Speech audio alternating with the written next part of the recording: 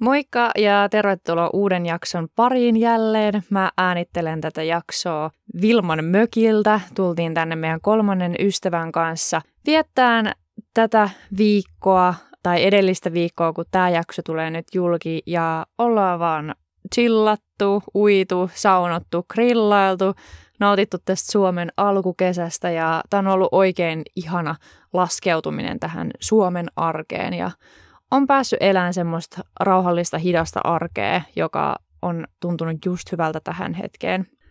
Mulle ja Vilmalle tuli tuossa viikkoja, ehkä jopa kuukausi sitten yksi realisaatio. Me tajuttiin, että me ei enää juurikaan postailla TikTokiin tai juurikaan muutenkaan tehdä enää lyhyt videoita, joita me tehtiin yhteen aikaan tosi paljonkin. Ja se oli myös aika, mihin me oikeasti otettiin aikaa sieltä viikossa sieltä kalenterista, että nyt kuvataan ja suunnitellaan, käsikirjoitetaan esimerkiksi 5 riiliä tai lyhytvideota, jotka voi sitten käyttää Instagramissa ja TikTokissa. Mutta me ei olla enää tehty sitä. Ja se oli myös vähän semmoinen yllättävä realisaatio, koska me ollaan kuitenkin luovan alan yrittäjiä, visuaalisuudesta innostuvia vielä. Vuosi sitten meillä oli semmoinen selkeä visio, miten me vallotetaan kaikki somealustat esimerkiksi just näiden lyhytvideoiden voimalla. Mutta nyt me ei olla kuitenkaan koskettu siihen appiin kuukausiin. Ja tiedätkö mitä? Se oikeastaan tekee aika paljon järkeen, koska se ei palvele enää sitä, mitä me halutaan meidän markkinoinnilta.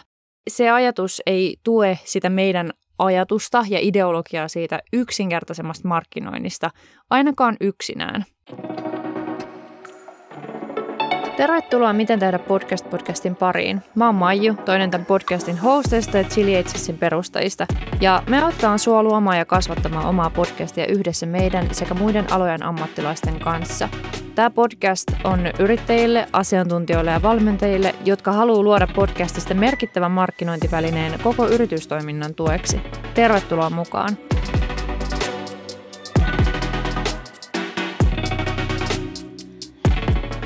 Me tietoisesti lopetettiin tekemästä markkinointia pelkästään näkyvyyden vuoksi, koska sä itsekin ehkä saatat tietää tämän tunteen tai tunnistat itsestäsi tilanteessa, mutta on täynnä intoa siellä, kun lähtee just miettimään niitä omia somealustoja, missä haluaa markkinoida, haluaa tehdä jotain tosi näkyvää, jotain tosi tehokasta, mutta sitten niitä vaihtoehtoja on tosi paljon. Se voi olla tosi sekavaa myös. On kaikki ne algoritmit, mitä pitää ottaa huomioon, trendaavat soundit, missä kamerakulmassa sä kuvaat, julkaisutiheys. Tuntuu, että pitää olla vähän niin kuin joka paikassa ja koko ajan. Ja meiltä myös kysytään tosi usein sitä, että pitäisikö mun alkaa tekemään vaan niitä lyhytvideoita.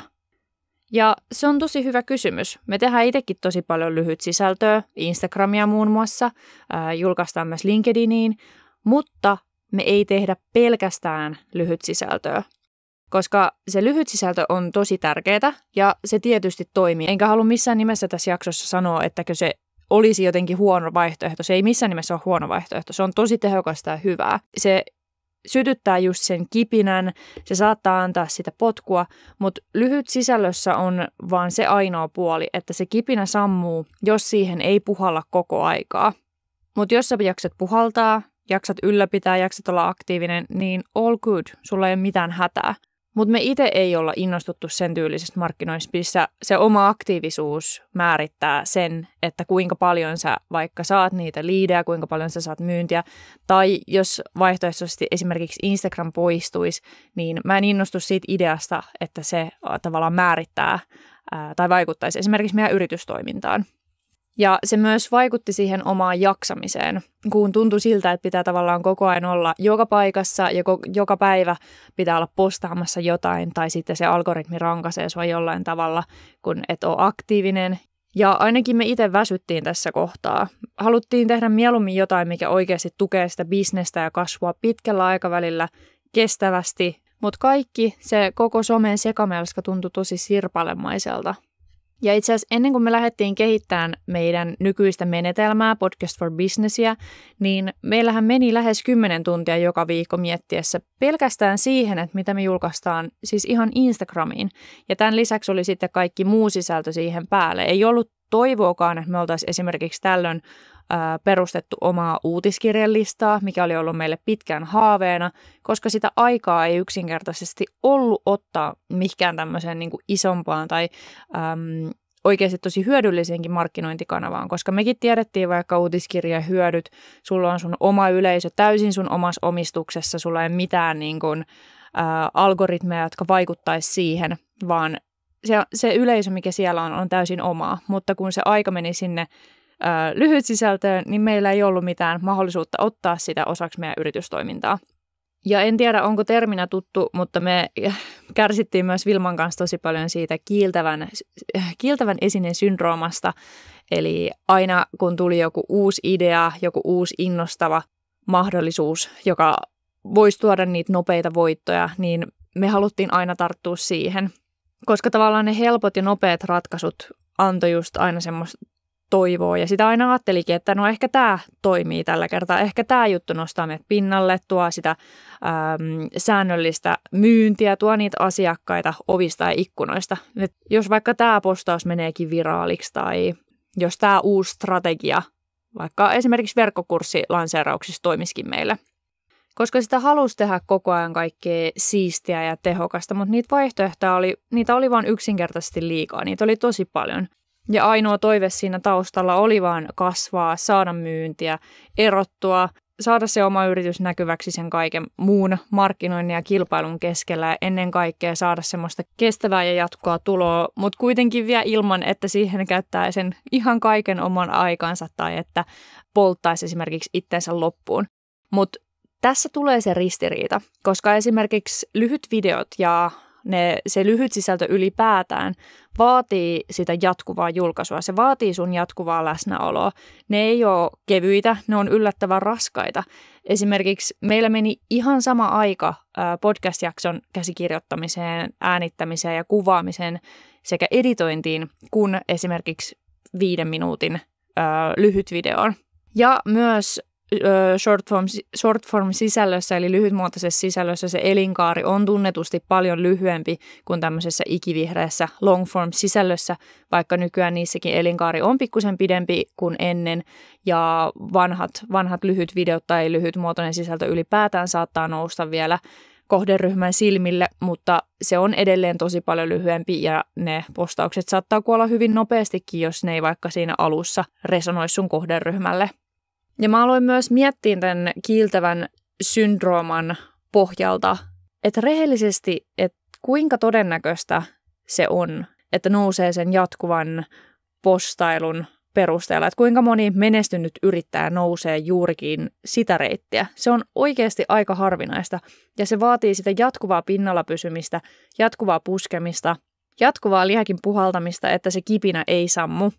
Koska se menestys ja kestävät tulokset syntyy sillä systemaattisella ja pitkäjänteisellä tekemisellä sekä sillä jatkuvalla kehittämisellä. Ja se saattaa kuulostaa monelle aika tylsältä, mutta välillä ne kestävät tulokset syntyy nimenomaan siellä arkitason päätöksenteolla. Ja se voi tehdä toki ihan monella tapaa. Sä voit luoda vaikka sen yhden lyhyt video joka päivä ja sitoutua siihen, mutta meillä itsellä henkilökohtaisesti me haluttiin vaan yksinkertaistaa se koko homma. Me haluttiin riisua ihan kaikki turha pois, kaikki mitä me oltiin tehty. Tosi rankalla kädellä poistettiin siis asioita sieltä meidän koko niin kuin, yritystoiminnan ympäriltä ja ytimestä ja alettiin keskittyä ihan muutamaan asiaan, koska meidän niin kuin, ydinarvo ja ydinuskomukset yritystoiminnassa ja ylipäätään vaikka markkinoinnissa on se, että me uskotaan siihen markkinoinnin monikäyttöisyyteen. Me uskotaan siihen, että se aika käytetään ainoastaan niihin sinulle ominaisimpiin kanaviin sekä siihen kestävään tekemiseen. Ja sen takia me ei esimerkiksi Vilman kanssa rakenneta koko sitä meidän yrityksen markkinointia yhden somealgoritmien varassa toimivaan kanavaan. Ja tällä hetkellä esimerkiksi miten me tehdään markkinointia on se, että meillä on sen nopeamuotoinen kanava. Meillä on esimerkiksi Instagram tosi isossa roolissa sekä tehdään myös LinkedIniin. Sen lisäksi meillä on tämä pitkämuotoinen kanava eli podcast ja sitten meillä on jotain, mikä on ihan täysin meidän omassa omistuksessa olevaa eli uutiskirjallista. Ja tässä tulee myös se juju. Näitä kaikkea ei tarvitse tehdä erikseen, vaan voi luoda yhden päämarkkinointikanavan ja ammentaa kaiken muun sisällön siitä. Me panostetaan tasan yhteen kanavaan. Se on tämä podcast. Kun me lähdetään käsäröimään jaksoja, äänitetään jaksoja, niin siitä syntyneiden oivalluksien perusteella sekä tämän koko jakson tehdyn niin kuin energian ja taustatyön ja kirjoittamisen perusteella me luodaan ihan kaikki muu sisältö. Mä teen aina uutiskirjeet. Usein uutiskirjeistä mä myös sitten julkaisen joko ihan täysin saman tekstin tai pikkusen muokatun version someen ja linkkarissa ja Instagramissa me käytetään täysin samoja tekstejä. Ja voin rehellisesti sanoa, että markkinointi ei ole ikinä tuntunut näin helpolta, vaivattomalta, näin myöskin omalta, koska tämä selkeästi myös toimii niin kuin meille, meidän tekemiseen, meidän tyyliin, arvoihin. Mutta se on myös se, mikä on tuonut meille niitä ihan konkreettisia tuloksia ja feedbackia siitä, vaikka että se sisältö on ollut nyt paljon resonoivampaa, mikä on tietysti aina kiva kuulla. Just siksi mekin vaikka suositaan podcastia niin paljon, koska sillä yhdellä istumalla syntyy se yksi pitkämuotoinen jakso, joka rakentaa sitä luottamusta, se rakentaa sitä sun brändiä, asiantuntijuutta ja se kestää vuosia. Se on sulla ikuisesti siellä olemassa ja se pysyy relevanttina, sun kohderyhmä löytää sen. Mutta sä voit myös luoda siitä yhdestä jaksosta niitä klippejä esimerkiksi Reelseihin tai TikTokiin. Sä saat tekstejä postauksiin, sä saat uutiskirjeen rungon ja sä saat ylipäätään sisältöä, joka tukee niin sitä nopeata näkyvyyttä kuin sitä pitkäaikaista kestävää kasvua. Eli sama työ, mutta moninkertainen hyöty.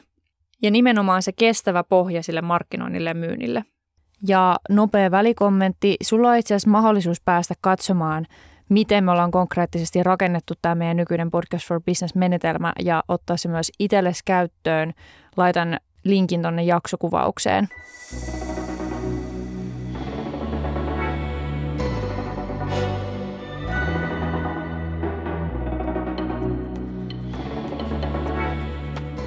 Ja mä myös mietin, että mitä tämä muutos, just kun me lähdettiin kehittämään tätä Podcast for Business-menetelmää, kun oli siinä omassa toiminnassa silloin pakko tehdä vaan iso muutos ja siitä se oikeastaan syntyi, niin mitä se on muuttanut konkreettisesti?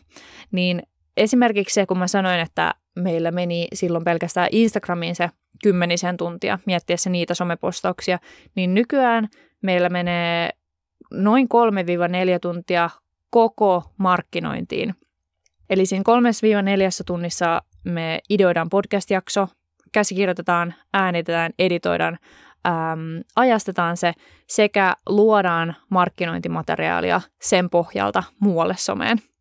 Markkinointi tuntuu myös tosi paljon rennommalta, se on paljon resonoivampaa meidän yleisölle ja se on niin paljon helpompi tuottaa, koska se on niin kuin meille ja meidän persoonaan paljon luontevampi tapa tehdä. Ja isona etuna on kanssa myös se, että se sun ääni ja viesti pysyy linjassa keskenään. Sekä sulla on aina paikka, missä pystyt ammentamaan sitä sisältöä loputtomasti.